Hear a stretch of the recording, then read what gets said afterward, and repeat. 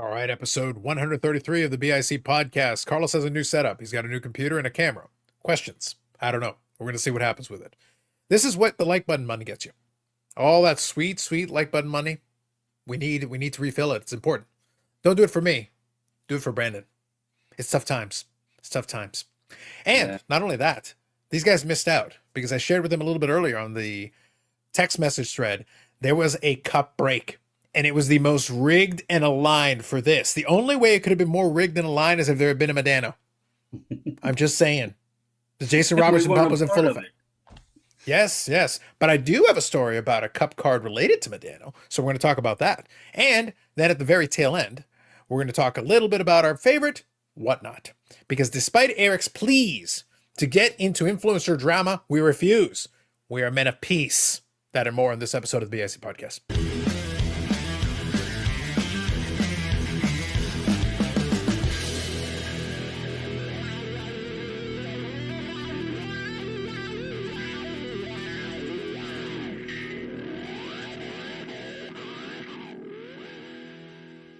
Yes, we are here under the watchful eyes of Brett Favre.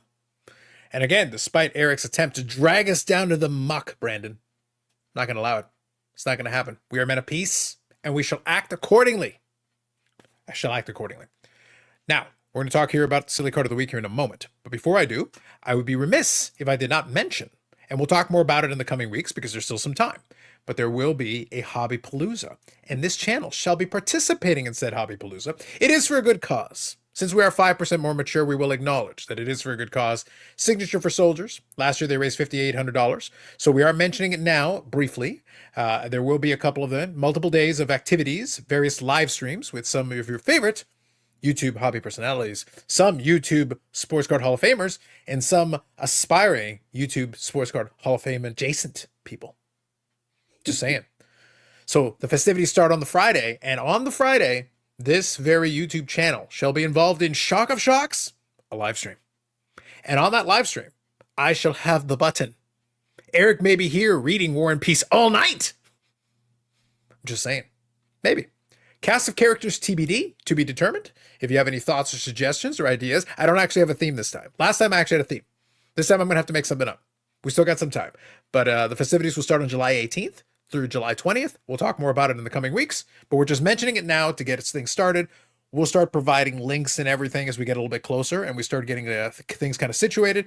And again, we'll find out if we can get a full complement of stunt coordinators because Eric might be lighting himself on fire. I'm not committing to it. I'm just saying it's possible. He may light himself on fire for a collective entertainment. I have jumped over fire on my bike. You know, you set up like a fire pit and some ramps, and then you on your bike jump over the fire just as they throw kerosene on it, and then it blows up just as you're going through it, singes all the hair off your legs. So I've done that. But you know what's more impressive? If you jump a very small item while your entire body is on fire. That doesn't sound as much fun. Oh, it does. Brandon, I love it. Like, moi. Don't do it for us. Do it for Signature for Soldiers, Eric. It's for the charity. All right, we'll figure it out. TBD. Yeah, TBD. We'll figure it out. Listen, you already rode your bike like an idiot for charity once. Like, lighting yourself on fire, honestly, is a small price to pay. Yeah, we can do that again. Yeah, TBD. We'll work on it. We'll figure it out. Anyway, so just giving you all a heads up ahead of time, just letting you know. And again, we'll make reference to it in the next couple of weeks as we get closer. So we are recording this. And again, one other thing we'll mention as we get into it, we will briefly mention the Stanley Cup Finals. Because my intention, obviously we're recording this on a Monday. It will drop on a Tuesday morning though. My intention will be to do a watch along for Game 6 because, Eric, the end approacheth. We are closing in. There is 1 or 2 games left. That is all that is remaining. One of these two things will happen. You know, your rat boy, Marchand, could win the Stanley Cup again with Florida Man, or the Edmonton Oilers could force a Game 7, which would cause Vancouver to riot in solidarity. Both of these things are possible. I would assume, yeah. They really are. Burn either way. We all know that. Yes. Now, Brandon, is a semi-neutral third party. How are your feelings on the Stanley Cup Final? Have you watched any of it? How are your thoughts and feelings on this? I have not watched. That's fair. Other than when we did the live stream and the watch along, and I had it That's on my fair. phone. It was delayed. I did realize that when I watched it on my phone, it's way delayed. Mm-hmm. I have checked scores. I have seen, some of the highlights, the plays, but Mhm. I was thinking about this earlier today, and I guess the real answer is it's always better to have a chance than not have a chance. But I was thinking, as a Dallas fan, it has sucked getting that Mhm. close the last 3 years. Sure. But does it suck worse if Edmonton loses back to back? Because you were even that much further closer to winning it all. So I guess the realistic answer is at least they had the chance to win. So, but it sucks either way. That's the outcome. It just sucks. Mhm. That's fair. Listen, far be it for me. It would be hypocritical of me, Eric, to criticize this when I am the salt mines. And let's not forget, let's just throw all of the salt shaker out. 3 in a row we lose in the Western Conference Finals. And then they're talking about trading the most important piece of the team for me. What the hell will I do with if they make there's no pumping. There's no pumping. We're pumping the brakes on this trade talk. Eric, he's talking about Victory E. Green. Victory E. Green, the most important part of the team. Well, I haven't started pumping yet. I'm waiting for the game. I just got a card in the other day. Here we go. I showed y'all. Yeah. You're not even Eric. Look at the name. That's Marchand. That's Mason Marchand. I just showed y'all the card, and now they're talking about trading him. What? Awful. What the Just hell? awful. I can't even root for a guy. No. Yeah, you are the cursed man. You are the cursed one. So it would seem. But no, yes, but nonetheless, talking about trading Robertson, and that would suck. I will still collect him, and I won't. What if he is in a Boston uniform? Would you? I've already thought about that. I think that would be fucking glorious if he went to Boston. Because then you couldn't even. Yeah, I was gonna say at that point, Eric, you're in on the J-Rob pump at that point. You're like, Brandon has an assistant for he's got a hydraulic pump, and you're gonna refuel the hydraulic pump to get it going. I'll pump the player, but I still won't collect any of his stuff because I don't collect modern stuff. But I'll pump now. I'll jump on the bandwagon and say he's the greatest thing since sliced bread if he's any good. Look, all I gotta say is you're gonna see what's gonna happen. Remember, we have people, possibly people of the Quebecois persuasion, who know where you live. All it would take, Eric, is one single coordinated act, and then you wake up and suddenly you're in your Boston Bruins room, and instead of lemon, it's all Robertson. Robertson everywhere, all the time. What's that? Gordie Howe Robertson. What's this? Bobby Orr Robertson. And there's only Robertson. Though, if they do wind up moving, which I've heard that there's talks, but the front office isn't like too keen on the idea. If he does get moved, I just hope it's to somewhere decent to where he still has a chance, but not Boston. Okay. It's going to be tough. Yeah, we'll see. I've listened to a lot of different pitches. We'll see what happens. Like for me, obviously the offseason, there's a couple of things that have to get done. It's not one or two things, but we'll see what options they decide to have for themselves. But we'll revisit it. If we have a little time towards the end, we'll touch on it again, but just wanted to get some thoughts out there. So my intention, go ahead. Just real quick on it though. How, I get that we got Rantanen, and I get that they're talking, it's like contract, cap space and all that. But how would you move your scoring leader for the past couple years? Like, what do you get in return for that? Are they trying to recoup some picks or something? Like, I don't know. What that would be the thought process. Yeah, that would be the thought process. For the future. Yeah, it was. Yeah, because you have to remember Robertson. What the hell would you even ask for in return? Like, Yeah. so You have to remember Robertson, based on the current. So we'll quickly touch on the speculation. The idea, though, above all else, really, is it just comes down to right now in his current contract, it's fine. But the thing is, after next year, he Extension. would be a free agent and he'd be looking to get a new contract and presumably a pay raise. So the problem isn't the salary today. The problem is the potential salary after this contract. So how much would he be commanding? What would he be asking for? And in regards to that, it's like, okay, so now you're going to have to figure out how you're going to make this work, because that's the part that is a little bit complex. And Boston has lots of money because we got rid of everybody. I mean, Bergeron retired, Krejci retired, Marchand's in Florida. I mean, those are your three highest paid guys, right? So now you got Pasternak and McAvoy, your next level. You know, they're the highest paid guys now, and plus all the free unrestricted free agents that are going to leave, and oh, I forgot Swayman. He's dare I say this? there's plenty of money, so There you say it. I'm here. It would be kind of intriguing if he went to Toronto and played with his brother. I've seen that pitched. Like, it's no joke. When it comes, this is the hot stove league equivalent here. There has been, right now, the fun part is the speculation game, because we don't know what they're going to do. I understand the logic, though. The logic behind it is that there are a couple other teams. So it's a thing where there are plenty of teams that would benefit from having somebody that has been able to produce. Now, by the way, let's make sure, Eric, we got to check, until he gets to Boston, we got to check the J-Rob pump a little bit. Jason Robertson was second in scoring. Let's not besmirch the good name of Matt Duchene. He led in goals. He led in goals. Sure. Scoring, not I see. overall points. I was talking. Oh, he's talking the Rocket Richard Trophy, not the Art Ross. I see. Okay, I see. I see. All right. So anyway, let's get into it. We're gonna get into thanks to AMG Collectibles.ca, AMG Collectibles YouTube channel.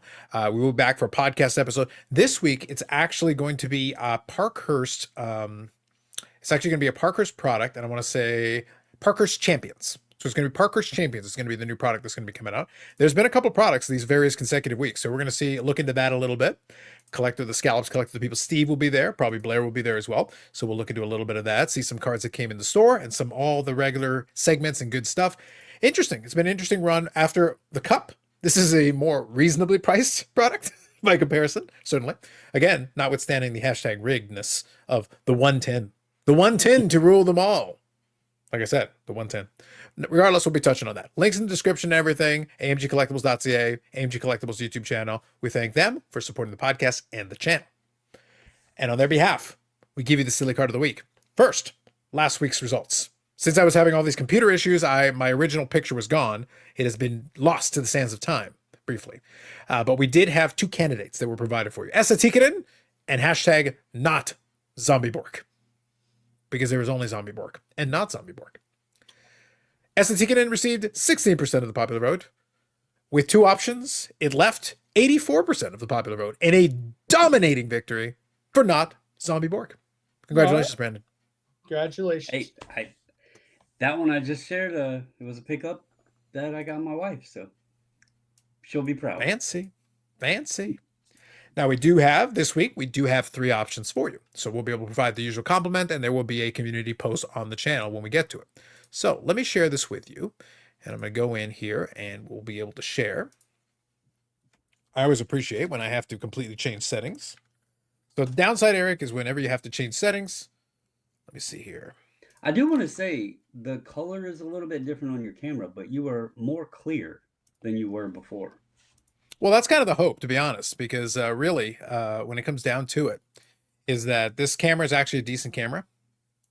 All right, so you know what I forgot, Eric? I forgot that when you completely have to redo the machine, you've got to change the settings to allow it to do the screen capture. And in order to do that, I have to reset Chrome, which would be kind of tough since I'm doing this right now. So I'll tell you what, I'm going to put the community post on. We won't explain it this time. I will say, though, I do have a point of order on one of these choices because I understand the angle that's trying to be chosen. It says 5 hit. It's very clearly a 5. You'll see it when you see the pictures. You'll see it when you see the pictures. You'll get it. No, look at the label. So you can't share it with everybody. I can't share it right now. I have to reboot this Right, this the browser. luminaries came out with Yeah. the new little magnetic holder, and they have the label up there. Look at the little sticker part they put up there. Look at Oh, okay. Your mind was going in a complete different direction. Oh, Just I saying. went right to the word. I was saying that, you know, Brandon, we're considering the source, and we're like, all right, I see where you're listen, I see where you're going with this Confederate Santa Claus. I see what's going on.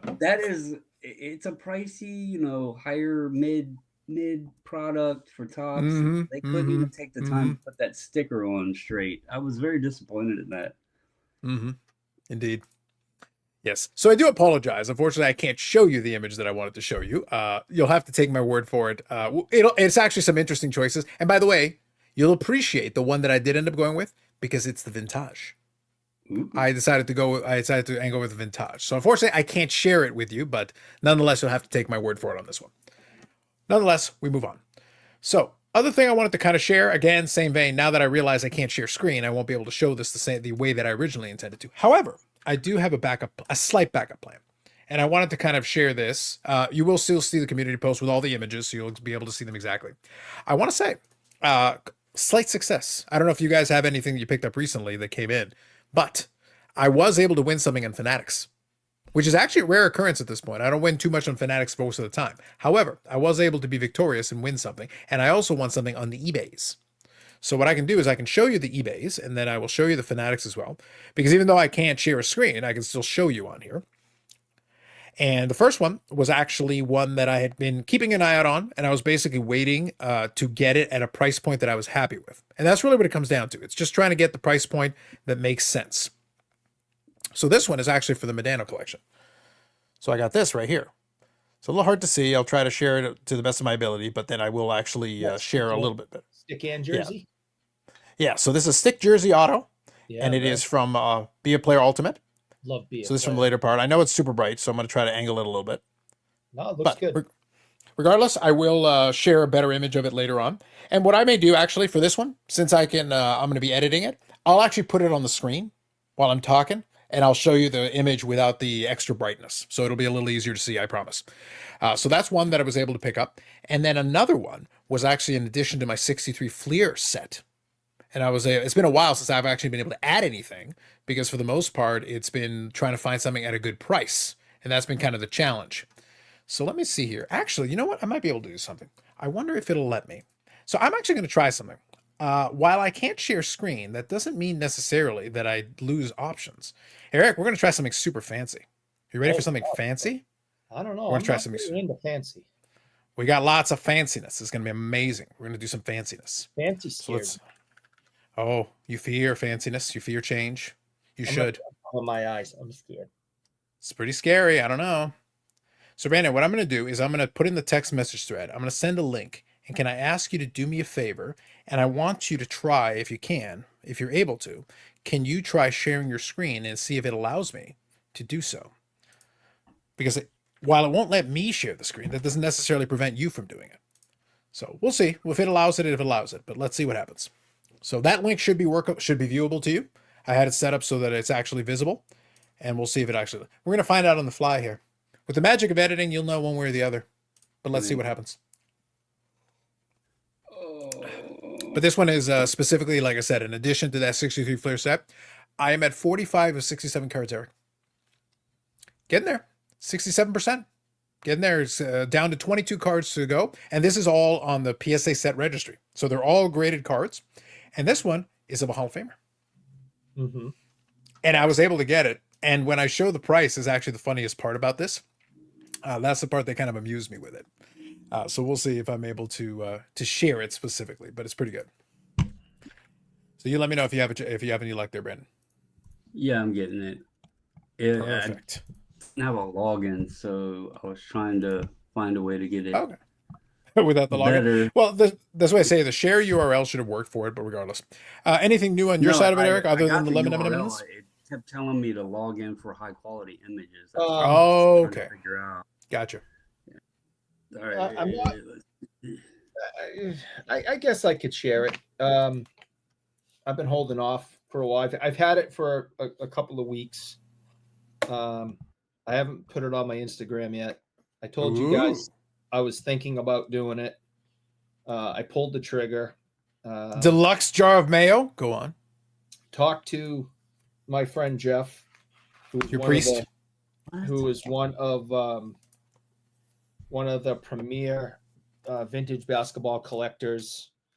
Refer to it by its proper term, the vintage. The vintage. Yes. Hold a lot of PSA set registry top spots, or close to the top. Mm-hmm. And I told him I wanted something, and he said I might be able to help you out with that. So I got to find some time to get it on the Instagrams, but I have a very rare. It's not letting me share my screen. Dennis Johnson autographed rookie card. Okay. So with the autograph as well. Nice. Yes. So DJ died very young. Mm-hmm. He won NBA titles in Seattle with the Supersonics. He won with the Celtics, and many people will argue, including myself, but I'm prejudiced, that the '86 Celtics are the greatest team of all time. I mean, you had Bill Walton as a backup center, for Christ's sakes, right? So I wanted to get the entire starting lineup of the '86 Celtics autograph. And I've been able to get Bird. That's easy. McHale's easy. Parrish is easy. Danny Ainge was actually a little harder than I thought. And this is near impossible. So I'm super excited. It's one of the most expensive cards I've ever purchased. And, like I said, DJ died really young. He was coaching the Maine Lobsters, I think they were called. It was the Celtics minor league team. I'm trying to get that for you to try to see the auto, but it's a little difficult. And, yeah, we'll pull it up a better image later. Don't worry. But so he was up there. He was up in Maine coaching the Celtics minor league team, and had a heart attack on the court and passed away at a pretty young age. So there's not a lot of autographs out there in comparison to, say, like Larry Bird or McHale or Parrish, right? So right. Yeah. So this is an auto graded 6. I think it's because it went off the card. I guess that's a big deal with stuff. I know, like, my Orr over there is a 9 because he went off the card. He goes off the card, gets downgraded, even though if it's perfect. So it's an auto 6, cards a 4. It's really fantastic. I'm very happy to have it. I'm glad that friend of the channel who's been on the channel, Jeff Hart, was able to hook me up with one. So I now have the entire starting lineups autograph of the '86 Celtics. So that was important to me because growing up, I mean, I never missed a game, reasonably, never missed a game watching those guys play. So, well, listen, I know, Eric, about your fondness about the '86 Celtics. The only team that holds a warmer place in your heart is the '86 Boston Red Sox. No, the only one. No. And regardless, congrats. In the spirit of the card itself, congrats. And I'm really excited. And it comes in this cool box, which I that's very bougie of you. Yeah, I don't know. I've never bought a card that. Oh my God, it's got reflective foil, Brandon. It's got reflective foil on the bougie box. I've box never had a card that comes in its own box before, so I don't know. What you're gonna find out is whatever you paid, like 95% of it was that box. Yeah, I don't know. That was most of the value.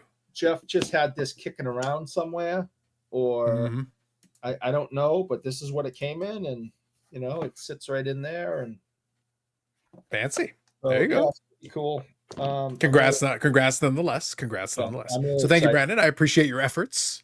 He was able to grab the image and share it. It's not allowing me to share my screen either, so I don't know what's going on there, but it did let me do the image. So yeah. So this is the one. So this is what I'm referring to. So this was Jim Catt, 63 Fleer. He is a Hall of Famer. He is in the Hall of Fame there. And this one's in at 5.5, which we can have a discussion maybe another day about this. The half grades thing is actually a way to get card, honestly, relatively cheap. You can actually get a pretty nice card. For me, like I said, when I was doing this set and I'm working on it still, like I said, I've got 22 cards left to go.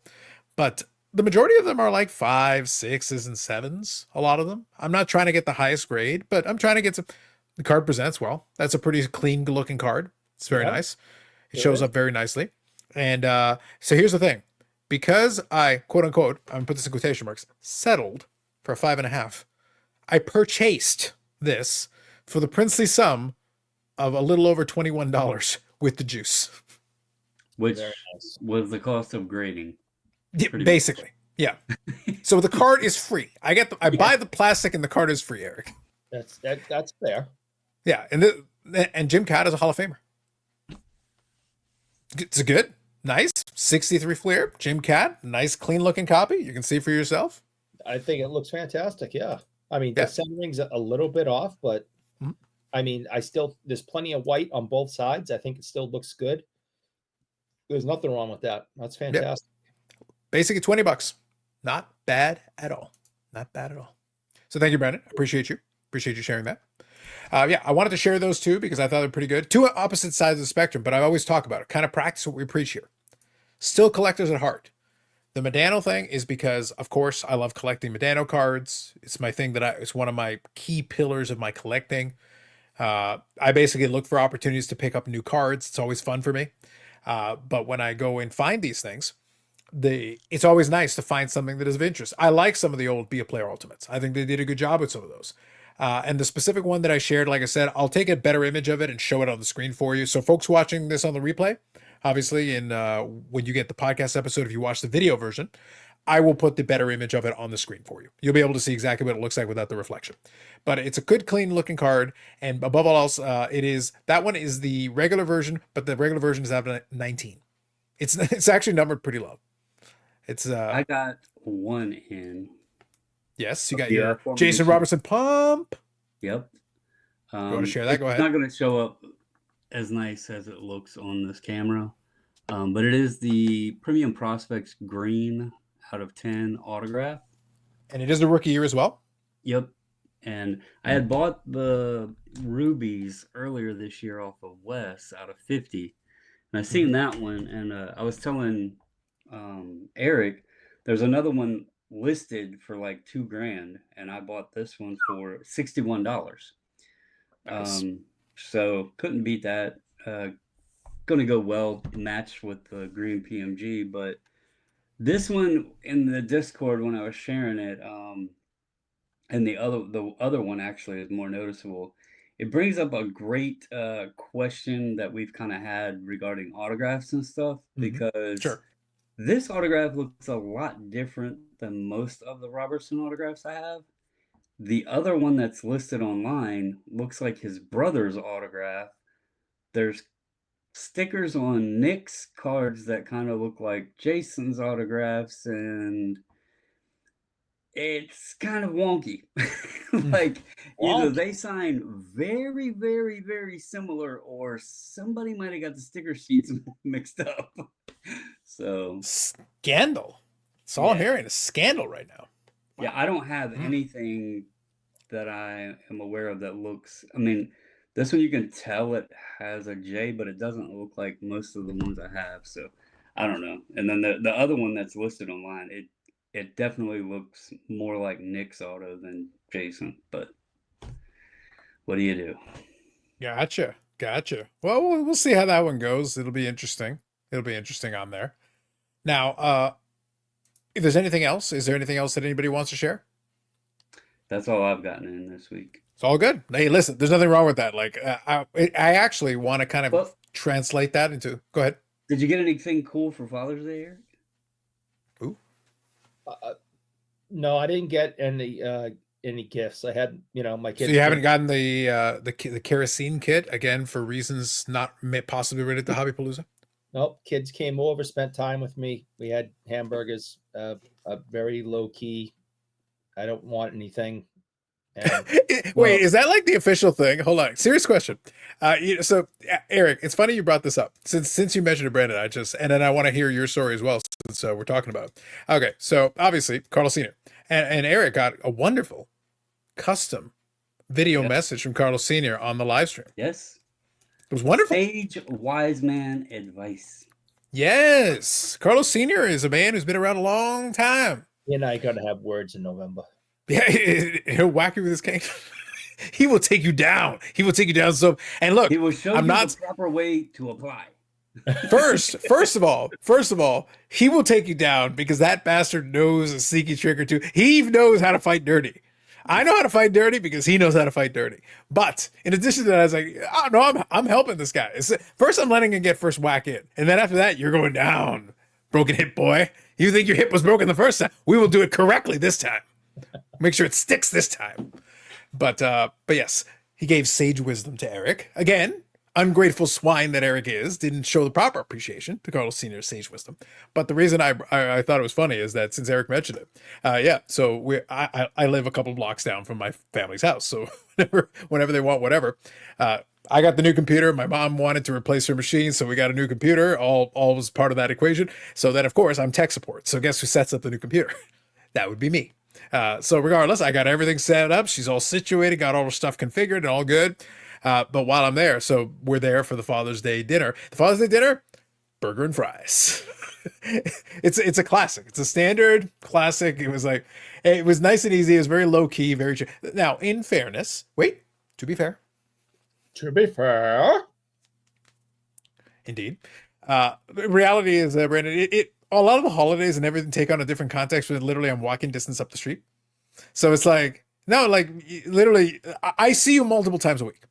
It's not like this big ordeal. Oh my God, you're seeing no, I literally just, if they need something, I can literally waltz right over there and take care of business, whatever's going on. Well, my daughter picked this up for me.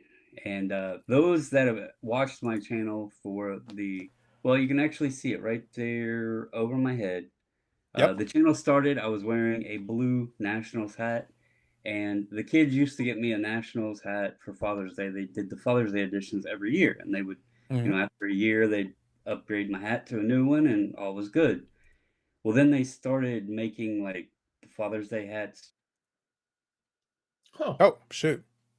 That was my bad. I actually was trying to remove the picture from the share and it booted Brandon. Oh. That was my bad. So.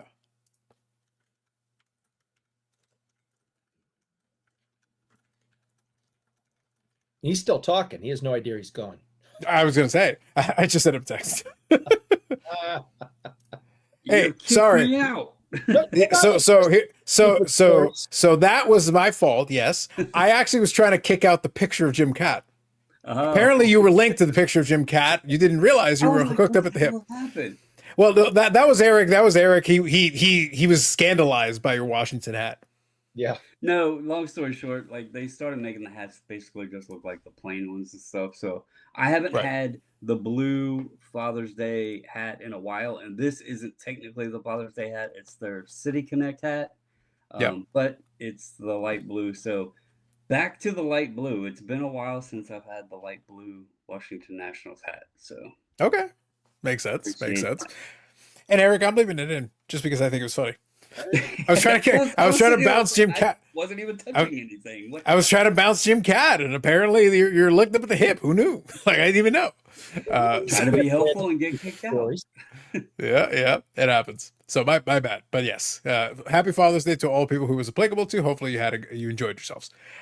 So real quick, a public service announcement in the spirit of previous public service announcements.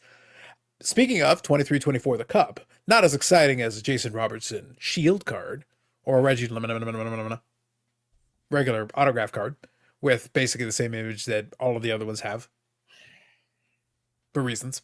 But anyway, Modano has a couple of cards in the Cup, the most recent iteration, because 23-24 is still the current version that just came out recently. And one of them is Honorable Numbers. Honorable Numbers is actually limited to, it's actually hand numbered to the player's jersey number. So for Modano, that's 9. And the Honorable Numbers appeared on eBay. And yesterday I saw it.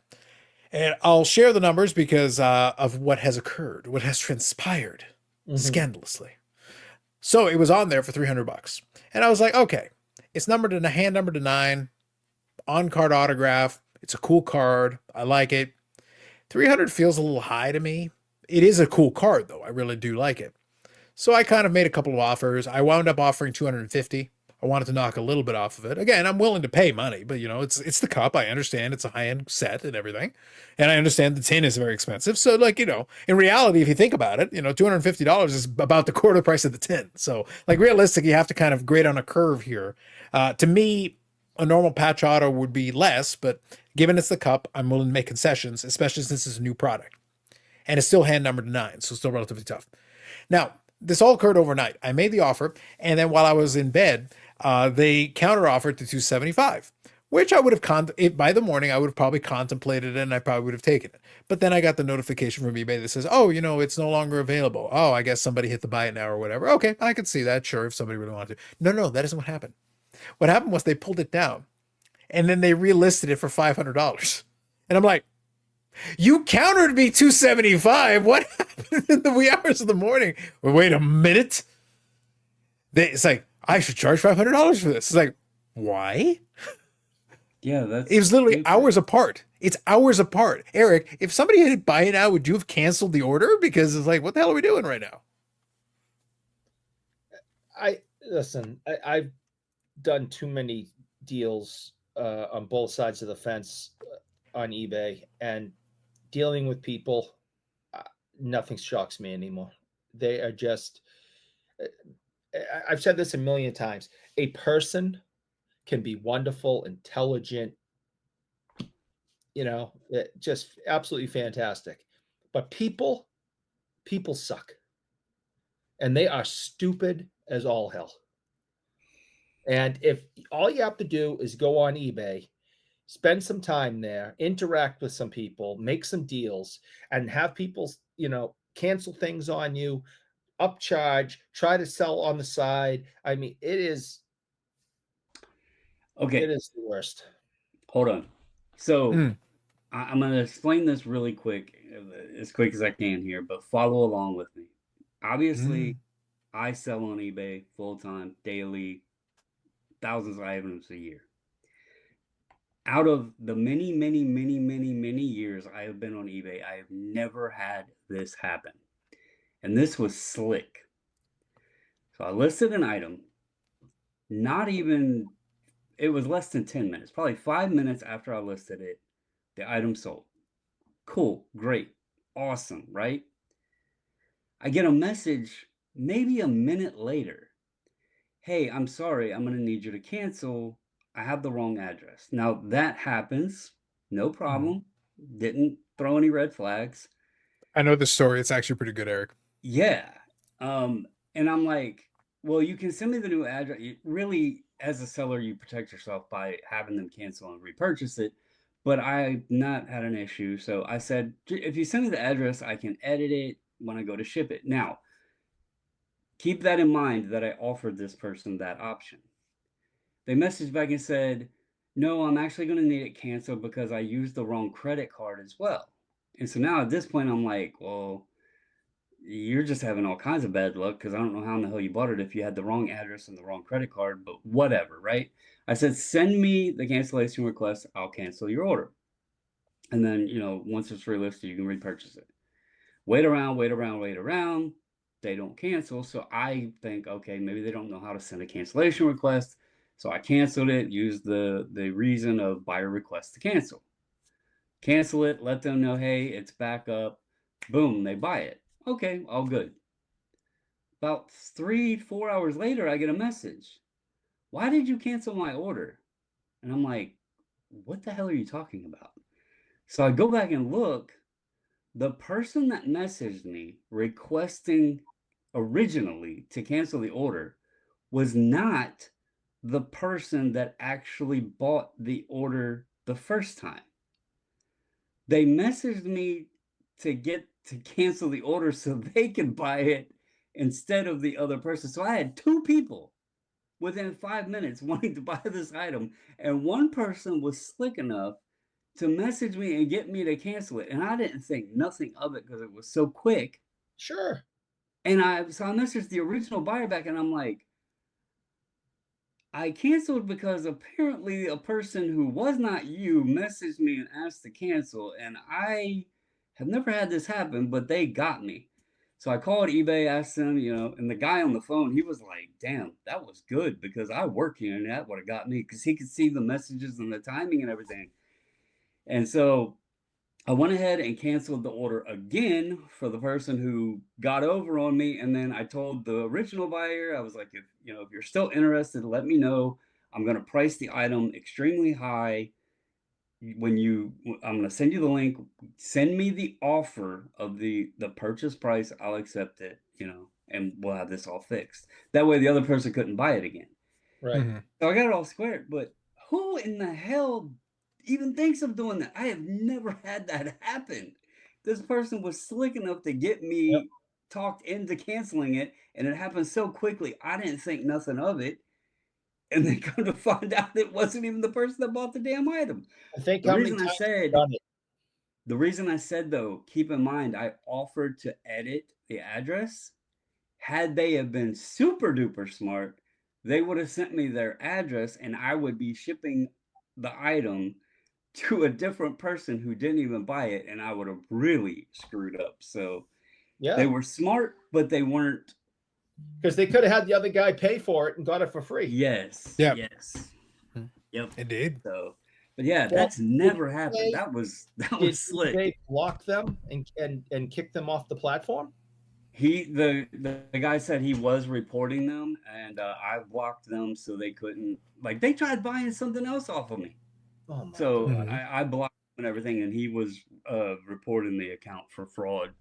Okay, I'd like to repeat again that a person could be wonderful and kind and loving and fantastic, but people suck.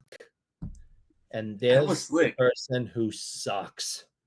The best part was the person who originally bought it, and after I explained to them what happened, they were like, "It's okay. I really appreciate you going through all this to try to get this corrected, but I have to say, I'm pretty impressed." Yeah. Because they were even impressed that the person was like that slick. I was like, damn, I felt stupid. No, that's what con people do. Con people make the rest of us feel stupid, because we're not so They much got me. we're not gullible. We're not those people who suck. So the people who suck catch those of us who don't, because we're not assuming the worst in people. We're like, this guy calls, reaches out to you, says, listen, I'm having some problems. Your first instinct is, how can I help you? Right. And I've doesn't had make it happen you before so many times where the person like either they've moved and they forgot to update the account, or there's a lot of new buyers with the advertising. They'll purchase and like they won't have the right address on there. So I didn't think nothing of it because it happens pretty often. But word and notice to everybody, if you get somebody ask, verify it's the actual person that bought the Yeah, damn I item, think that's because a great I have PSA. never had that happen, but it was pretty damn slick. And obviously eBay hasn't seen that, No, because that guy that told guy me, he's like, I work here, and it would have gotten me. So, that's yeah. crazy. That's crazy. Mm. Mm. 5% less mature for a second. Eric, you sure that you're not gullible? Because on the Friday Live, we've had discussions about a janitor that you thought was Peter Forsberg running an elaborate con. It's a multi-layered thing. He was very impressive. I still Very believe sneaky. I still believe that was Peter Forsberg. I don't care what you say. Look, I'm just saying, it's real to you, damn it. I get it. But it is reality is reality. Just thought I would mention that. Brandon, the whole time you were saying, as soon as he said it, was like, we're not gullible. I was like, really though? Hold on. I've seen scenarios play out. But yes, I think it's a good public service. But the other side of it, though, kind of the other piece, though, the one that I was referring to is, don't be an asshole. If you are setting a price, may I suggest, if you're pricing a card on a new product, do your diligence and figure out the price point. If he had listed it at $500 in the first place, I'm probably not making an offer. What's the point? Because we're way off. I don't believe it's worth that much. And to be clear, as a person who sells on eBay regularly, it's your prerogative. You can put the price point at whatever the hell you want. That's, obviously some people are ridiculous, but it is your prerogative. You can put whatever price you wish. And if nobody ever makes you an offer, well, then you know why. That's your own damn problem. However, if you've already put in a buy it now best offer at a certain price point, and we would have wound up right around that price point. And you decide to play some silly games where you pull the card down, and then suddenly reprice it at almost double what it started off at. It's like, so then clearly you didn't do your diligence. Like, what are we doing here? Because again, what if I had been able to see that message at almost 3 a.m. and I had hit buy it now at 275? Yeah. Would you have pulled it down? Would you have played some silly thing and then relisted it for 500? Maybe. Oh yeah, they do. Absolutely. On a new product, like obviously Medano's a veteran player, so there's a lot out there that they could have researched to come up with a price. Yeah, But- including the same subset, because he's been Yeah. in that subset before. So you can do a little digging and go like, what did the last one go for? And Right. play off of that. Yeah. But in a certain situation, let's say the scenario was there wasn't really anything to compare it to. I've always had the mindset price higher than you're comfortable letting it go for, and let people field offers to you. Like I did that with a back in 2017, Kevin Maitan. I pulled a 101 Bowman auto of his, had no clue what it would be worth. I listed it for 10 grand just because it's easier to be high and accept an offer than be low and regret what you priced it at. For sure. But I just think the reason I wanted to make sure that I mentioned it is because as a potential buyer, it's frustrating that we started off, we were a $50 distance between the buy it now and the offer that I initially made. And I don't know if I would have wanted to go to $300, but very clearly, like if I had hit the buy it now it makes me wonder about you as a seller. Would you have not honored the deal if you were randomly willing to suddenly jack up the price on it? So it tells me that maybe you should have thought this out before listing it, is all I'm getting at. That's really what it comes down to. If you want to list it for $500 at the very outset, knock yourself out. I don't agree with you, but knock yourself out. Do you know how long it had been listed? I'm wondering if they got worried. Hours. That they got an offer. Hours. So I'm wondering if they weren't rethinking, oh man, I got to offer this quick. It must be worth more. And people do that, especially if Yeah. they're not familiar, No, I agree, Brandon, except he counteroffered 275. Right. Like, right. like he literally saw the initial offer and then countered at 275, which is right in the middle of the buy now in my offer. It almost sounds like a different scenario as a buyer, because Eric, you talked about people canceling and shit like that too. Oh yeah. The ones that irritate me are the ones that will send an offer. You accept their offer, they pay, and then they request to cancel and say, didn't mean to purchase. You sent me a freaking offer. How in the hell did you not intend to purchase when you had to go through the steps to send me the offer? Because after they did it, they found the exact same thing cheaper somewhere else, and they're full of shit. Yeah, that one always blows my mind. Like, if you accidentally purchased it outright, that I might be able to be okay with. But when they send the offer and then they're like, oh, I didn't mean to do that. Oopsie. Like, did you think I wasn't going to accept? I mean, why in the hell did you send me the offer? Yeah. Crazy. No, I am so glad that I don't run the eBay store at work anymore, because I was angry all the time dealing with the nonsense.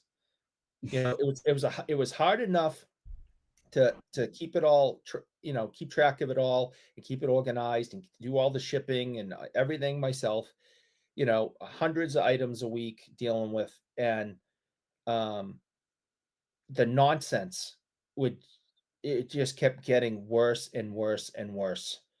And I finally had to step aside and let a couple of other people take it over. You do WhatNot now, though, right? Beautiful transition, Brandon. That was chef's kiss. Magnificently done. Magnificently done. So we're going to touch on this for a couple minutes. Like I said, originally Eric wanted to get in the middle of social media beef, and I'm like, no, we don't have all night. Because right now, look, just high level, just so you all know, high level.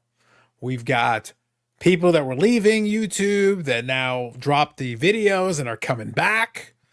That's happening. We got old beefs rekindled. We got Meme Man versus Masshole. Like, there's a lot of stuff going on out here. Those are the summaries. That's it. That's all you're getting. Because I'll be 100% truthfully transparent with you. I don't care. Like, I looked at those and I was like, Brandon, look, no one likes meaningless drama more than me and the content gods. And Brandon, it should tell you everything you need to know that I looked at all these and I said, fuck no. No, I'm not even interested. I'm going to say one thing on it. Fine, sure. This is a damn hobby. The content for 99.9% of people is just a damn hobby. And on a serious note, because we do take Mondays, the podcast 5% more serious. Yeah. Serious. The stuff that happened out in Vegas over YouTube beef was true. That was the dumbest thing that I've ever seen, and 2 people lost their life. If we want to bitch and fight and be, back in high school because of YouTube content, whatever, but it doesn't need to get to that level. So if we can keep it civil and have the beefs, that's fine. But if anybody starts getting out of hand like that, that's unnecessary. There you go. That's fair. No, what it really comes down to is that a lot of it just wasn't very interesting to me. Like, I knew kind of what was precipitated. I was sitting there like, okay, look, in a different time, when I was less of a man of peace, I might have partaken in such things. Now, there are legitimately entertaining ones. But I got to be honest, Eric, the problem was these were really lame. Uh-huh. I just wasn't interested. I was like, this is really, no, this is lame. Like, I can't do it. Never mind. Never mind. Moving on. So we'll refrain from that one. Maybe we'll visit down the road if they come up with something more interesting, but not for these ones. Not in this instance. However, well, let's talk about the infinite cesspool that is WhatNot. And it is an infinite cesspool. Not a regular cesspool. Infinite. It's a bottomless cesspool. It's legitimately interesting. Now, I'll be honest. We were talking about it, obviously, before we hit record. And part of the conversation, and I'm just sharing this with everybody so that we're all on the same page. Part of the thing is that Eric will occasionally send me things. And a lot of times I have kind of a very laissez-faire attitude towards it. Not because I don't think it's not worthy of discussion. The problem is it's just so common. There's a train. I don't know if you could hear that or not. But anyway, I could hear it. It was pretty loud. So anyway, not because it's not a bad thing, but because it's so common that at this point, the word WhatNot and scandal, controversy, or, inappropriate thing all go together so commonly that it's like, at this point, I don't have the bandwidth to react to it anymore. Like, it means nothing to me. It just kind of goes in one ear and out the other. A couple of different ones we could talk about, but specifically, the most recent one was a compilation of some videos of some kids basically conducting an inappropriate live streams on there. Now, Brandon, real quick, let's just do this to level set. What is the terms of service as pertains to age on WhatNot? Can you quickly just outline it for us? What I pulled up, it said you must be 18 to operate an account or have an account and sell on WhatNot. However, teens the age of 13 to 17 may operate the account as long as an 18-year-old parent or guardian has created the account, attached the proper bank account statements, all of that stuff. So basically you have to be 18 to create and own the account, but with permission, a teen 13 to 17 is allowed to operate it. Correct. And that's in terms of service. Now, in the spirit of Eric kind of making this point, we'll use a simple example. We were just talking about eBay a couple minutes ago. Well, eBay originally, when it started, these are early days. My eBay account goes back to 1998. That was originally when I had it. I've had an eBay account for 27 years. Now, Eric, I know you're not a man of the maths, but I think you can get my point here. When you were doing eBay originally, you had to be more or less 18. That was the point. You had to be 18. You need a credit card, all that stuff. Yeah. That was part of basically the deal when eBay originally started. Yeah, exactly. Well, PayPal later, but initially you still need to have a bill. You could do I had to write personal checks and cash. Yeah. PayPal came a couple of years after, but the point is you still need, technically speaking, you still need to be 18 to set up that account. Okay. Eric, I said a moment ago I had an account since 1998. I'm going to be 42 in July. I've had an eBay account for 27 years. A little bit of basic math. Brandon, does that like, hold on, if we carry the, oh, does it sound like, again, allegedly, there might have been my point here is there might have been ways to get around that. It wasn't really that difficult. You could set up an account if you really needed to. Allegedly. Not that anybody did that. And did they? It was a very simple process of setting. It was a super simple process. Couldn't have been simpler. And I think again, not that I would know. The only thing they asked was social security number, maybe. Nope, not even that. I listen. PayPal did. I do remember PayPal. When PayPal kicked in, yes. When PayPal kicked in, yes. Yeah, that was a different conversation. Yeah. I was always I'm obviously older than Carlos, so when I started it back in the 90s, I was old enough, so I don't recall having to skirt rules or anything. And I don't remember how the sign up process was. It was too long. 95 and 96 was when eBay got going, basically. Now by 98, it was still kind of, look, I'll just say this. It was still kind of Wild West. The amount of hurdles to get through. Eric, they weren't much of hurdles. They were kind of just like step right over them. They were you could pretty much bypass. The rules were you couldn't sell like concert tickets, and scalp concert tickets. So they'd be like, hey, you can buy this t-shirt for $1,000 and for free we'll throw you 2 front row. It was even better than that, Eric. Everybody complains about the fees being tacked on to the shipping and stuff today. It was because to skirt the fees, and I worked with a guy at Cummins named Dan. Me and him would actually buy cases of cards from Blowout. We would open them, split them. He would list them on eBay. I'd list some on eBay. We'd get, whatever, buy more. He had this perfect system where the item was a penny. And then the shipping was what he wanted for the item. Yeah. No, so because you only paid fees on the penny. Correct. So look, the point that I'm trying to make here is that it was very Wild Westy back then. Oh yeah. There were plenty of ways. Yes, there were plenty of ways to skirt a lot of things. Again, not that I would know anybody who did that. No. I'm only speaking Brandon, I'm only speaking in hypotheticals. However, it was doable. I'm just saying. Today, you obviously have your social security number attached to it. PayPal accounts have there are requirements that have been added over the years that have been, and this is the point we were having with the conversation before we hit record. It's not about the rules. It's about the enforcement. The enforcement is the bottom line. So the reason I explain this, again, completely fictional, hypothetical story that is totally not true. Any questions about that? It was probably Eric. You can consult his lawyer. It was probably him. Anyway, the point is that back then, a lot of these different tactics were available to circumvent certain rules in place, hypothetically speaking.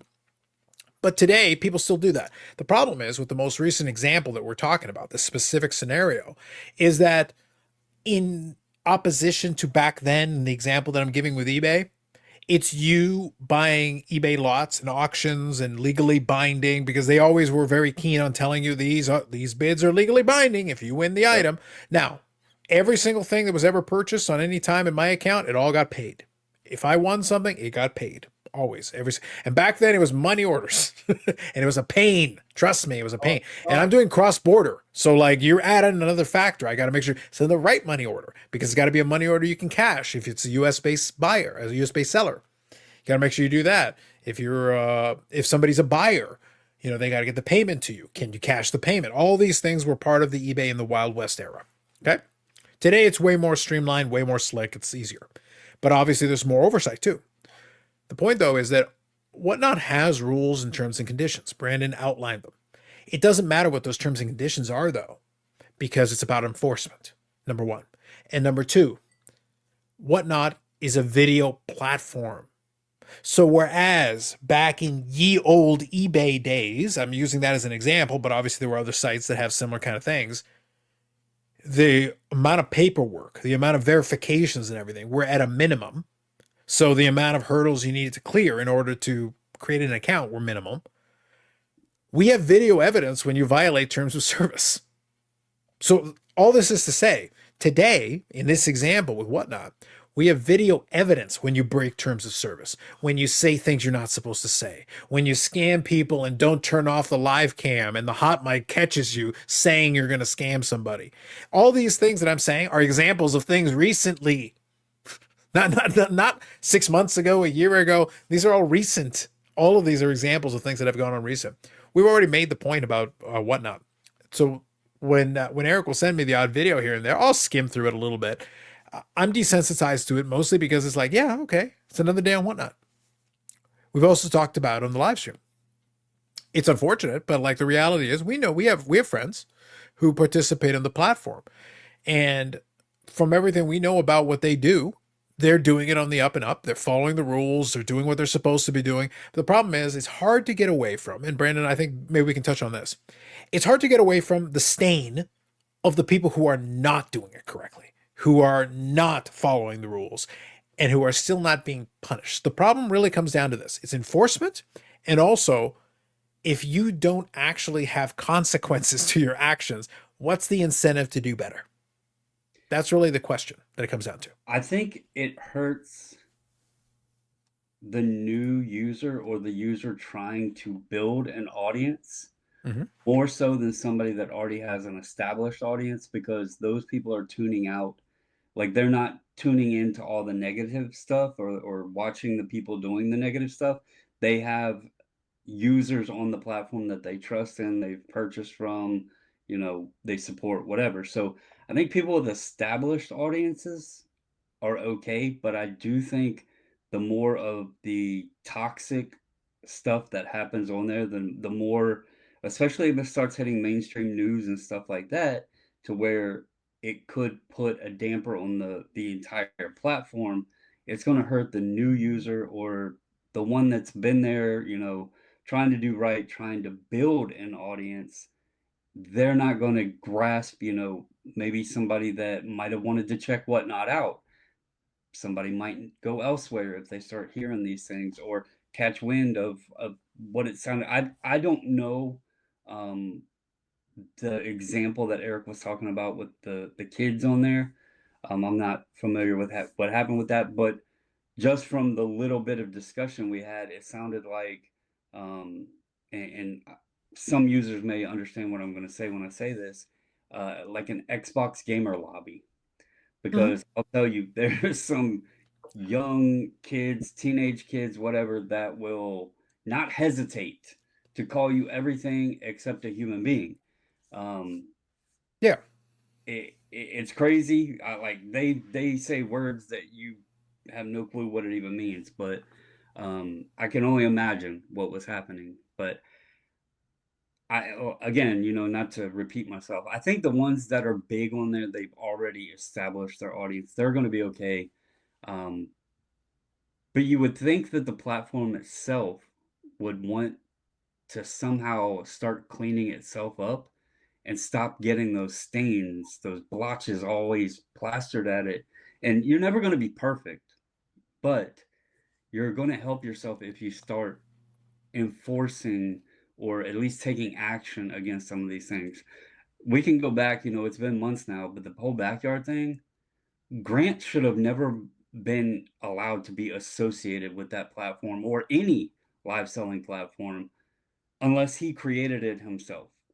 I mean, we said during that there's a line that you don't cross, and that line was stepped over, and it was sickening what was said. But here we are, apparently I believe he's back on there, and he's 100% back on there. Yeah. So that alone shows you that even if they pretend to enforce their own written rules, it's basically like a slap on the wrist at best. So yeah. So that's kind of so Eric, I'll hand it over to you right after this. The backyard example is the ultimate, to me, It's the ultimate, even beyond what you were, the video you shared with me, the other videos you shared and all that. Forget all that. Even if I discount all that and I pretend it doesn't exist, the backyard breaks thing is kind of an Set a indicator that no, precedence. like You have a it's like large, this yeah. is high profile to the point that it actually made media outlets of varying degrees of legitimacy, but media outlets nonetheless. It went outside of a normal space. Is my point that I'm making. It went outside of the bubble of sports cards, and I want to make a point about that in a second. But I want to hand it over to you now. But the point is that the backyard breaks one. If it can crack the bubble of sports cards, and it still doesn't matter, and it still isn't worthwhile reacting to from the perspective of the WhatNot platform itself, that kind of tells me. So, Eric, as far as I'm concerned, they've said it's eBay in 1997 and 1998. Hey, if you can get away with it, mazel tov. Go for it. Real quick before you to go into this, I'm gonna throw another example out though, because you said something about, and we've said this before, things continue to happen. We continue seeing negative things, bad shit happening within this small space. We all agree that it's big, but on certain scales, it's also small.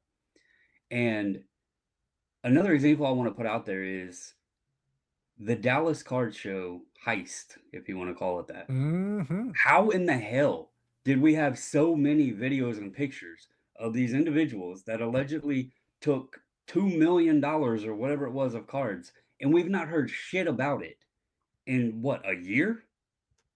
Like, how in the hell do you have a crowded room of people? You have cameras everywhere. You have pictures everywhere. And yet we have heard not a peep since then. It amazes me. If this was Friday, I would be making accusations pointing to, well, Eric, I guess, was very sneaky. Yeah. I'm just saying. But it's just another example of something big. I mean, it wasn't like $200 in cards. You're talking millions. Yeah. And nothing's in all seriousness, though, it was funny because I remember that Eric was on the bandwagon that they get caught super quick, and I was like, nope. Mm-mm. And it's been a while. Has it been a year? Has it been that long? I mean, it has to be at least. I don't know exact. Let me see if I can find it while Eric. Yeah, while you're doing that. So, Eric, we'll hand this baton off to you. But just for the record, they still remain at the golf course where O.J. Simpson said they would be. When I'm wrong, I say I'm wrong, and I said they would be caught very quick. They had all the video. They were putting out still frame pictures of them coming into the show. The pictures were clear. You could see tattoos. You could see face. I mean, this was so clear. I'm like, they are going to be caught within a week. And I was adamant that within 7 days, this whole thing was going to get wrapped up. I figured, who knows if you'll ever see the cards again, but within 7 days, these thieves are all going to get caught. Here we are, roughly a year later, nothing. Not only has there been no arrests, nobody even talks about it anymore. Mm-hmm. It just goes to show you that there's very short memory in life and in the news media and in every aspect of life, including a hobby. It's not just this hobby that has a short-term memory; it's everything. And that's a perfect example. And we're about 3 weeks removed from it hitting the year anniversary. Okay, so almost a year. Okay. And WhatNot, every single week there's something else. And Carlos, said made a comment offline to me or something that about well, it must be WhatNot has another scandal. It must be a day that ends with Y. Yeah, I say that a lot. That's a favorite phrase of mine. Yes. So it's common. It's continuing. It's not going to stop. Can I pose a quick question, Eric, though? Can I pose a quick question? Let me just pose a question based off of what you just said. So 2 things. Number one, I think ironically, the time that has gone by, part of the reason why is that what I said back then, and you're welcome to go into the many hours of live stream archives. There are a lot of them. When we were talking about this specific thing about a year ago, give or take, I said, it doesn't matter if we literally have full 3D renderings of the people. Most of the people that go to card shows couldn't tell you what the person that sat beside them at a dollar bin for 3 hours looks like, let alone anybody else. So most of them don't care. The guy could literally be sitting beside you, ordering a sandwich at Subway, and you couldn't pick him out of a lineup if your life depended on it because you weren't paying attention. But that's just the thing. But my question to you, Eric, is this. You were talking about how, my obvious comment about the days that end why is part of WhatNot's strategy. I'm just throwing this out there as a question. Is part of WhatNot's strategy is because there are scandals and problems every 5 minutes, through sheer volume, we become desensitized to it, and it'll, you don't have to do anything because realistically, there'll be 50 more things tomorrow, 100 more things next week. I gotta wonder if when they're in their meetings, when they start their meeting, okay, today's scandals, and they go down the list, whether or not the people in the room will say, "Don't worry about it. No one will be talking about this in 24 hours." I would take it a step further. I don't think it's even worthy of a line item. I don't think it's even worthy of a discussion. I think most companies probably, that's how they deal with things. Whether it be Walmart, which is like the largest, employer in the country, or Amazon or anything. It's like, just give it 24 hours. There'll be something else. But with WhatNot, it's just continuous. Yeah. And when this was brought to my attention with these middle school age kids, with no adult, all right, because I have a friend who has gone on WhatNot with his two boys who are roughly the same age. And the three of them have sold cards, done breaks, okay, things like that. Sure. And that's within the terms and conditions based on what Brandon outlined. If there is an adult present that can, preside, that's fine. So he's taken part of it. He's letting the kids have some freedom, but he's right there to rein them in or keep their attention or say, okay, I think that's enough for today, right? Monitoring the comments, the whole thing, right? These are just two middle school kids on live camera using filthy language, alluding to the N-word, trying to encourage grown men in the chat who are watching these two young boys to give them tips, and I mean like money, to perform certain behaviors, not sexual, okay? But I think one of the things was, if you send me a tip, I'll punch my fist through this wall. I mean, ludicrous stuff. And this is, these kids don't know because they're young and dumb and they're in middle school and they're not supposed to know. But this is the perfect scenario for predators to be watching this on their side of the computer screen and try to figure a way to groom these kids somehow. And it's unbelievably dangerous. And you hear stories, unfortunately, all the time about these kids met somebody online and now the kids are gone. They're dead. They're vanished, whatever the horrible scenario is. And it always starts with they met somebody online. You have two middle school boys saying, we'll do stuff on a live platform for money. Does that sound safe to anybody in the year 2025? So WhatNot has to do something. They have to step up because they will make national news if the worst case scenario, the most horrific worst case scenario that we know is a reality happens to either these two boys or another child in the future. And when is enough? And it's just, the whole thing just aggravates me. And I know, I've been a child advocate for my entire career. I've worked with kids who've been hurt. I've worked with victims. So I've worked with a lot of horrible stuff that I will never, ever discuss here on this platform, because that's not what we're here to discuss. Horrible, horrible stuff I've dealt with professionally. So I see things different.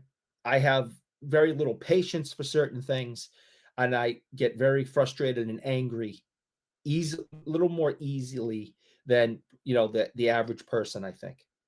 But what I saw in that video that I sent you, Carlos, I just see red flags everywhere. Right. And it scares me, it angers me, it frustrates me, it disgusts me. And it's like WhatNot is it's all about WhatNot again. So I'm I'm hoping that they're made aware of this and they do something about this. Mhm. But I have no faith Right. that they will. None. They have Yeah. proven they don't care, especially when it comes to the subject matter of youth, sexualization of youth. Um, they don't care. And again, I could go on and vent. I know I'm very close to the subject due to my past profession and the things that I've children I've worked with, and I have a very short fuse, and I acknowledge that, and I see things in a very dark way because of the things I've dealt with. I get it. I just hope WhatNot steps up and does something because what I saw was just begging for trouble. Sure. So what I'll do here is I'll pull into what we talk about, the 5% more mature. That's part of the deal in a segment like this, and this is where that really is applicable. And I'll fully confront the reality that I tend to be a little bit more callous of it, only because I look at it from the perspective of the business that's operating it. I look at your demonstrated track record. I look at what it is you've done in every other opportunity you've had. And this could be its own discussion that could go a while, and we're not going to do that tonight. But high level, everything that I've seen, and we've kind of touched on this in different ways, but I'll touch on it this way. Every one of these big businesses in this space and WhatNot within the context of this space, I'm making the qualifier, in the context of this space, has built up quite a bit of power, quite a bit of equity, and a bit fairly decent sized business in this space. In big business space, it's a minnow. But in this space, it's a pretty big deal. The thing is, the track record tells me that what Eric is talking about is not going to happen, because they've demonstrated the ability to be able to do the calculus and determine that the majority of the rank and file individual who is going on WhatNot and watching live streams with backyard breaks and with other folks and still spending the money don't give a crap. You can give them 1,000 examples of this. You can give them a million scenarios, play all the videos for them back to back to back. And it's like, okay, but how much is the break?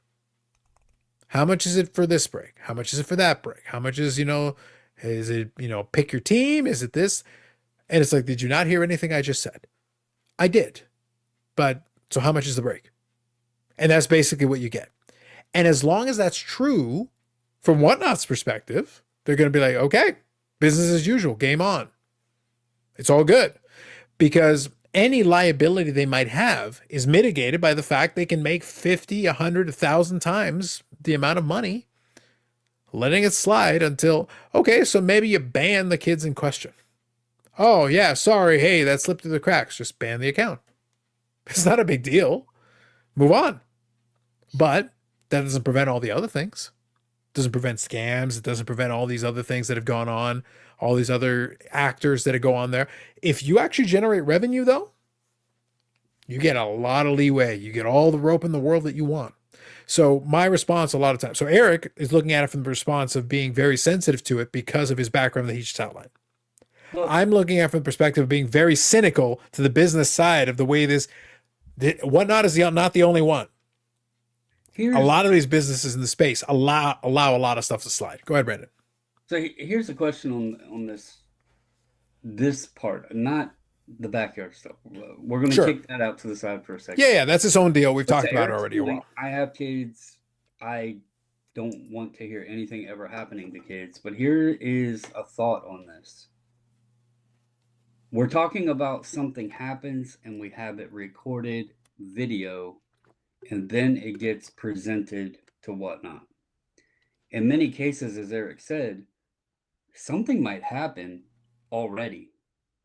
Like if somebody does something, who cares that we have a recorded event of what they did? It might be too late. I am not a big, huge advocate or fan or anything else of the whole AI and the route that we're going with that. But I do think with as large as WhatNot is and the amount of users and I would rather see action taken right away than sending them a video later after it's happened, because the damage is already done at that point. But what if they could get, and maybe this is something that needs to be looked at, and I don't know how much or how, I'm not smart enough to begin to say how it would happen. But I know some of these platforms have AI technology that can evaluate, like eBay has it to evaluate listings and stuff. What if they have AI monitors that can basically be there babysitting each individual stream? And if they think that there's something inappropriate or illegal or whatever going on, it can shut that shit down. It may not be perfect, but I think it could actually be helpful. Will they do it? Probably not, because it probably would cost a hell of a lot of money. I don't know. Mm-hmm. But it's a scenario where I could see AI being beneficial, especially with the amount of shit that we see going on there. Because really, my point here is, yes, we have evidence of it, but it's already happened. We're not doing anything to prevent it. And they aren't obviously going to uphold and be strict with their policies and rules. So it's going to continue. That's why we're going to always have these conversations. Did you see what happened on WhatNot? Mm-hmm. Unless something is done before and to eliminate it from happening, we're always going to be talking about it. Sure. So let me kind of pose a thought based on your point that you just made. The technology is out there. The way I know that is that obviously we're recording this on StreamYard. This is what we're recording the podcast episode. However, when I take this file, so I'm just using an example just to give a real scenario. Yep. When I take this file and then I upload it to YouTube, it runs it through its processors, and what it's looking for is inappropriate language, inappropriate visuals, copyrighted material. It does all kinds of checks. It does a whole series of things that it runs the video through the filter in order to check. Now, sometimes it's overly militant, but a lot of times it's very clever. Like it can pick up background songs, copyrighted music. It can pick up that. The long-running joke. I've talked about this before, but I'll just share it again real quick, is that the live stream, the Friday live stream, now Friday mostly now, previously Sunday and occasionally Friday, but now Friday predominantly, is the flagship thing on this channel. But that flagship show, for all the hours that it's gone, and Lord knows it's a lot of hours, all the consecutive weeks and all that stuff. Okay. There is one episode, I want to say it's live stream episode 51. It's somewhere in the 50s, I think. There is one episode that is lost to the sands of time. Not technically. Maybe someday, Eric, maybe for episode 250 or 300, maybe I'll make it available again. Because the episode was over 6 hours, so I can't edit out the offending piece. When I say offending, though, this is an important distinction. When I say offending, on that episode, I showed a video clip of a promo of Hulk Hogan when he was wrestling in Memphis. And he was, Southern Hogan with a horrifically terrible Southern accent, talking about the Southern squeeze. And it was hilariously entertaining. It was myself, I think Bobby and Yannick, and we were talking about it. And I was showing them this promo. It was hysterically funny because it was Hulk Hogan in Memphis doing a promo with his brother, Eddie Boulder, his brother who was to become Brutus the Barber Beefcake down the road. And it was So the point is, so here's what I'm getting at. If you're just want to make sure you understand what I'm saying here. I showed them this to make a point. In reality, I could sit there and argue with YouTube that it was a transformative work because I'm playing this clip. Yes, it's copyrighted by WWE. However, I'm doing it to explain something, and then I'm actually giving context before, during, and after. I'm literally explaining this entire thing that's going on. So I'm not just playing it for the sake of playing it to curry copyright or basically skirt copyright. I'm actually trying to explain something. They didn't think that was a real thing. I showed them that it was a real thing, and then I explained the context. I explained the history behind it and why we wound up what we wound up and all that stuff. It's a transformative work. However, because YouTube picked it up and saw that it was a promo that is copyrighted by WWE, it not only flagged it, it pulled the entire video and made it unavailable. So the only way that I could get that video to appear again, I can't even remove the segment of the promo from it because it's too long for YouTube's editing software to allow me to do it. The only way I would be able to do it, Eric, is to download a 6-hour live stream, remove about 80 seconds of it, and re-upload it. The lost episode. The lost episode. So people that were watching it live were able to watch it in its entirety. And whatever we were talking about was all there. So if I ever want to bring the episode back, I still have it in my YouTube studio as we speak. So Brandon, I can tell you, YouTube has the technology to be able to get it down on a multi-hour live stream and be able to pick apart an 80-second clip it that hit a copyright and is able to pull the entire thing down. So we have the technology, should you choose to use it. All that story is to make the point that yes, we have the technology to do that, should we choose to use it, and it's automated.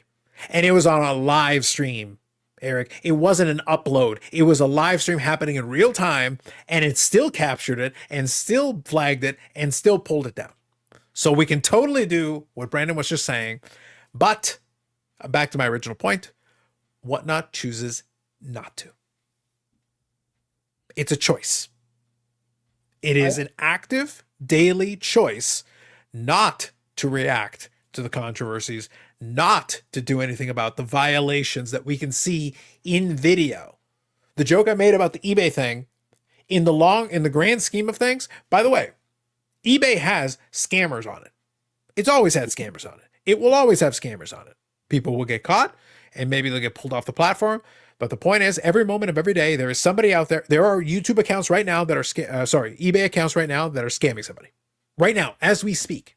Oh, yeah. But over the course of time, the vast majority of them are conducting commerce in the way that you should expect. So bad actors in and of themselves do not invalidate the platform. However, whenever we're talking about WhatNot, we're talking about something where we can see the video. We can see clips of you demonstrating yourself violating the terms of service. And then every time we can see that, and then you're still there tomorrow, a week from now, 6 months from now, a year from now, it tells me that the platform doesn't have any interest in even trying. We've got you dead to rights. Like we have all the evidence that we need to point out that you're violating the terms of service and you're still allowed to keep doing it. They didn't even make any statements on Correct. the whole backyard thing. That they never even released a statement. And that's the point. It just gets swept up under the rug, and that's roll on. Until the next time. Yep. As much as it disgusts me, I understand why a company who's making money prioritizes that. I get it. All right, I'm not an idiot. I understand that Backyard Breaks is a huge moneymaker for WhatNot. They don't want to lose that big fish. I get it. I have no wiggle room when it comes to kids. And I think a lot of people feel that way until it's their money. So everyone hates what happened with Backyard. Everyone may dislike this video that I'm referring to with these two kids, on live camera by themselves. But they'll continue to use WhatNot because they're making money and put money in their pockets. And I get it. I understand that. Because of my prejudice and my life experiences, And the kids that I've worked with for so many years, I have no wiggle room. That doesn't make me a better person or anything. I get why people do what they do, and they have to do what they, they got to do. Me, I got to draw a line in the sand when it comes to kids. And that's what I've done. That's why I got rid of the app. That's why I can't support my friends on that platform anymore. That's why anytime I get an opportunity to talk against WhatNot, I do, and will continue to do so because I think it's important. Not everyone does. Not everybody wants to hear me preach. Get off of WhatNot. They're a bad platform. They don't care about the safety of children. Some people like, listen, go cry somewhere else. Go get on your soapbox somewhere else. I made $500 the other night. I get it. My line in the sand is child safety, and I got no wiggle room. And so, yeah, I get passionate. I get obstinate.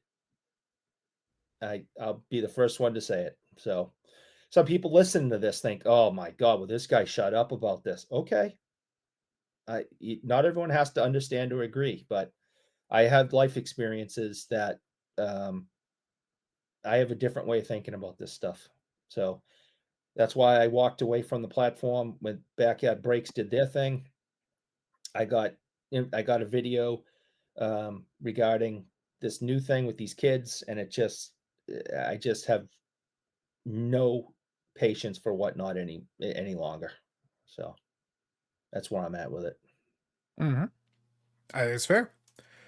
So in that vein, is there anything else we want to add on that piece? I figure we would end off on the WhatNot thing. We'll touch on a little Stanley Cup thing just at the very end. But is there anything else on this piece? So my context was I get Eric's point. Look, no one enjoys making fun of Eric's point more than I do. No one. Really. I do it with passion. I do it with the love of the game. Really, I do. But on this, I think he's making some valid points. And I have no issue with the points he's making.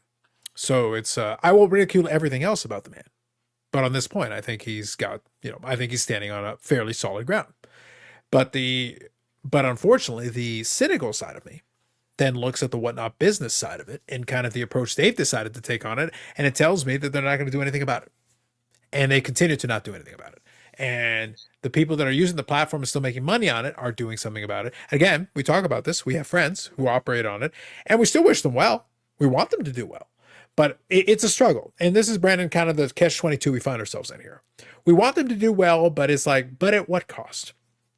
This platform really has proven itself to be particularly problematic. Because like I said, I was clear about the eBay thing.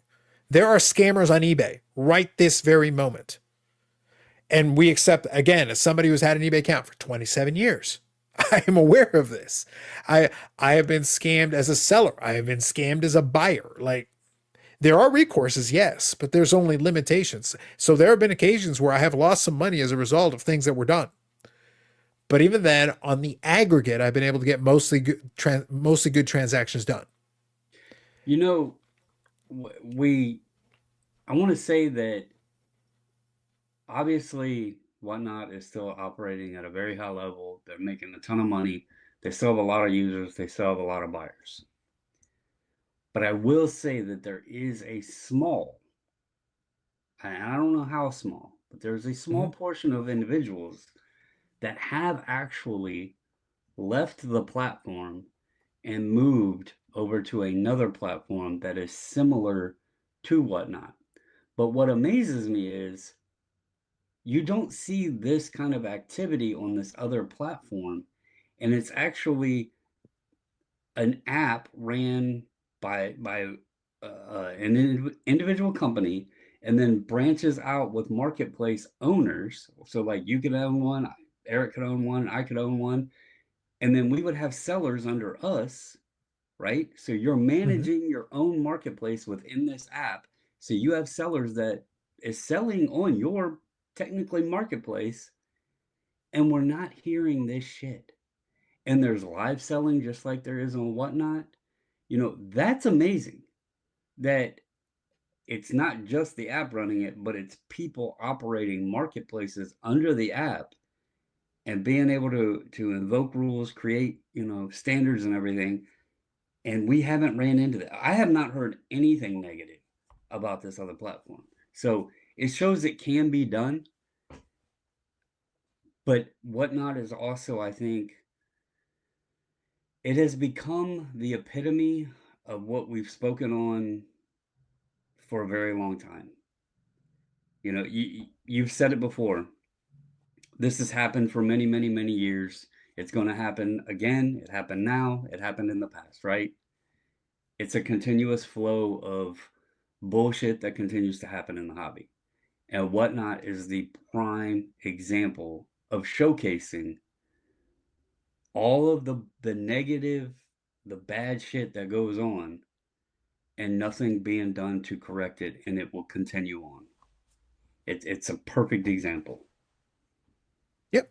And unfortunately, Eric, realistically, we could literally have a Whatnot scam of the week as a segment.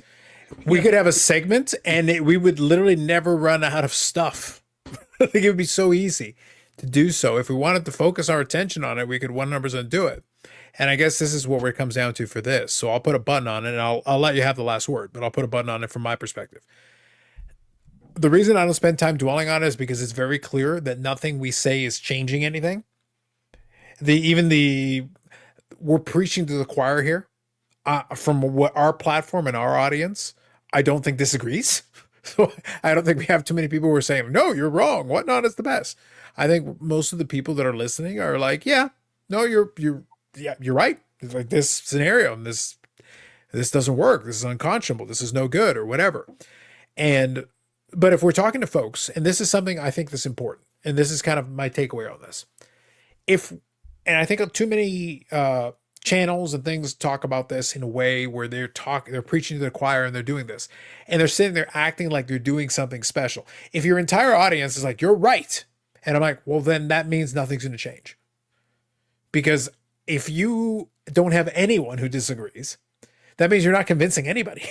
That means you're just talking to people who are already in alignment with that thought process. You're in an echo chamber, whether you intend to be in it or not. Most reasonable people are like, yeah, this is no good. This is inappropriate. And I will not be party to this. The problem is the people that are being a party to it are not hearing it. They're not hearing it, and they're not paying attention to it, and they're going on about their business. So unfortunately, as much fun as it would be, hey, maybe Brandon, maybe one of those other platforms should sponsor the Whatnot Controversy of the Week. Then, hey, at least we get something out of it. Might as well, because otherwise we're just we're just preaching to the choir. We're not actually changing anything. And it's like, remove Whatnot from the equation. I just, mentioned that they're like the perfect example, because before them, we had a bunch of shady shit going on all the time, and it just kept recurring. And it was like, oh, well, this happened for years and it's going to continue. It feels like it's all balled up in there. It's still outside things are happening, but Whatnot is a prime example where shit is constantly happening and we're not seeing any change. So, yep. Sounds good. All right, Eric, you get the last word on this, and then we'll do one more thing, and then we'll call it an episode. Whatnot needs to do better. I think that's fair. So, last thing before we go, we thank you all for your patronage as always. Appreciate any comments or thoughts you want to put in the comment section. Hit the like button, Eric pays for it. But my question then, let's finalize and we'll close off on this. By the time this episode drops, it'll be on Tuesday morning. Tuesday evening will be Game 6 of the Stanley Cup Finals. So here's what I want to know. Does it end in 6? Is it the reign of Florida Man and Rat Man? Or does Edmonton force a Game 7? Brandon, thoughts?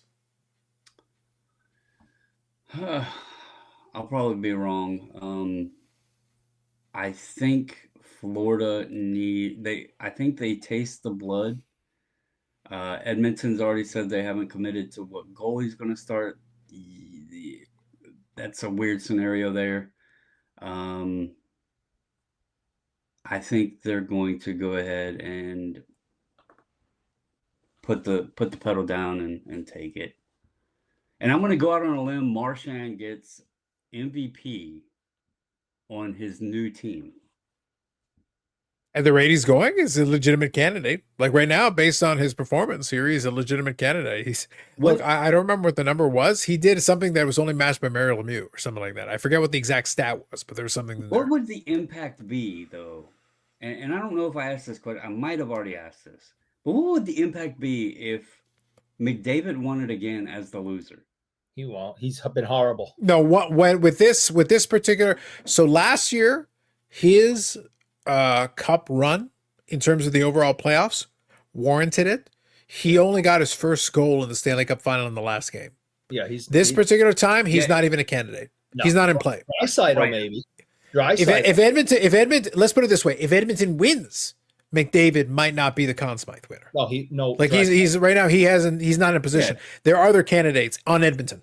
Well, I was going to make the joke, but y'all always get on to me about it. But I thought it was interesting that Robertson missed the whole first series and still wasn't too far behind McDavid after the Dallas Edmonton series of goals, and he like missed a whole round. So McDavid had a lot of assists and everything, obviously, but goal wise, he hasn't really dominated the playoffs this year. He's still the best player in the world, but and he could have a breakout game and score 7 goals tomorrow night. I mean, I don't think that would shock anybody, right? Feel more confident in my Florida prediction. But I gotta go with Brandon. I mean, they don't want to travel all the way back up to Edmonton. That's a long trek from Florida, even on a private jet. You don't want to get back on that jet, fly all the way back up to Edmonton, because Edmonton has the momentum at that point. You want to win it at home. You want the Rats to rain down on the ice. Absolutely. If they win tomorrow night, there is no question. The King Rat wins the Conn Smythe. There's absolutely no. He has been absolutely phenomenal, especially in this series. They're going to end it tomorrow, and they're going to win it by multiple goals. Wow, it's quite the endorsement there. So since you guys have both completely gone in that direction, I'm going to pick Edmonton to force the game 7, just so that one of us is contrarian on this. I don't have any conviction in it. I'm literally doing it just so that we've got the angles covered and somebody's contrarian on it. However, I offer the following as a recommendation. See, since Eric brought it up, I'm going to close off on this. Eric, I'm going to link it to one of my favorite musicians in Canadian music. In Canadian music, okay. In Canadian music. Matthew Good, formerly of the Matthew Good Band. Don't worry, you will know his name now. Okay. Because my recommendation is, should it come to pass, what you need to do then is fire up your Spotify, fire up your Apple Music, whatever you got. Okay. You fire it up. If Florida Man wins, all right, and Marchand, the Rat King, as you say, is victorious, then you need to fire up Matthew Good Band. You need to pull up an album called The Audio of Being, and you pull up the track, The Rat Who Would Be King. That is the name of the track. Okay. Eric, that shall be your new official theme song, should it all come to pass. The Rat Who Would Be King, The Audio of Being, Matthew Good. One of my favorite albums from The Audio of Being, 2001. That's a real song title. You can look that up.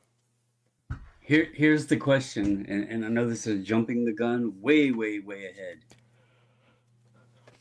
If Florida does win, do they three-peat? That's asking a lot. They're a very good team. They're well structured. Like right now, as a team composition, I will say, here's what I'll say.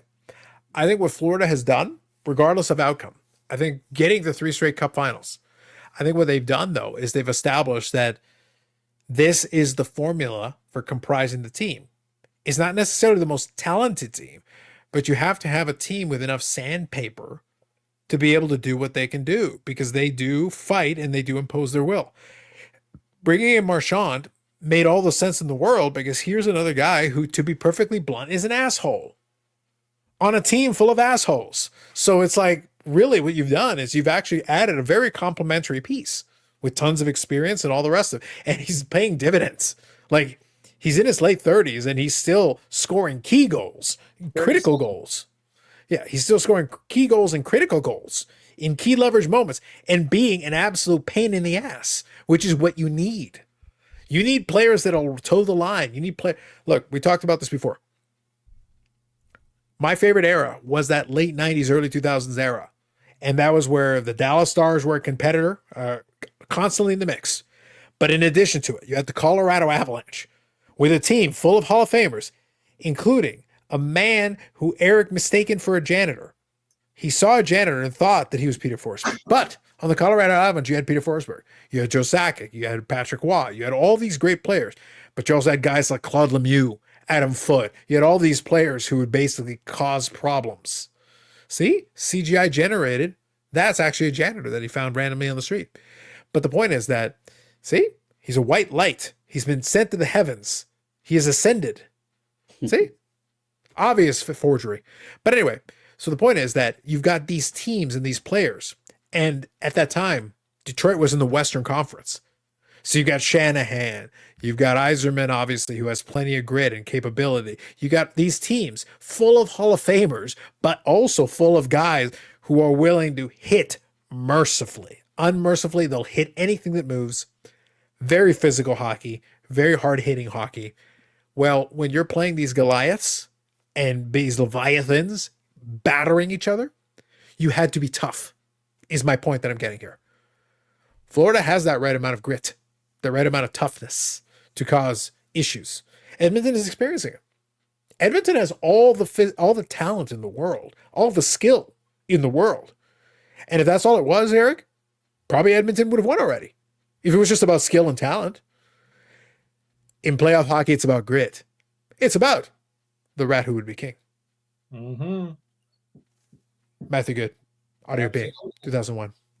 So that's what you need to succeed in this format if you wish to go 4 rounds and 16 victories to win the trophy. Just saying. On that bombshell, we conclude with this episode, scintillating episode. We've learned much. Carlos has to reload his Chrome in order to regain his ability to share screen, but we will manage that in a future episode. Nonetheless, Brandon, Bobbles and Ball Cars, former associate of 540 Flips, before he brutally murdered him. Allegedly. Eric Sanderson Orr, a man who possibly sneaked his way onto eBay when he shouldn't have been there. Allegedly. Not that anyone would do that. Just saying. And your humble host and a man of peace. That is I. We're done with this episode. More videos coming up on the channel. Live streams on Fridays at 8 p.m. Eastern Standard Time. We will continue that. We'll talk more about the Hobbypalooza thing that I talked about off the top. We'll give you more information about it. We've already given you the dates, but we'll be more specific as we get a little bit closer to it. And also, if again, by the time that you watch this, Wednesday or beyond, if the Stanley Cup Final is already over and the Rat Who Would Be King is playing, it was probably Eric. Just letting you know. That's it for us. Catch you in the next one.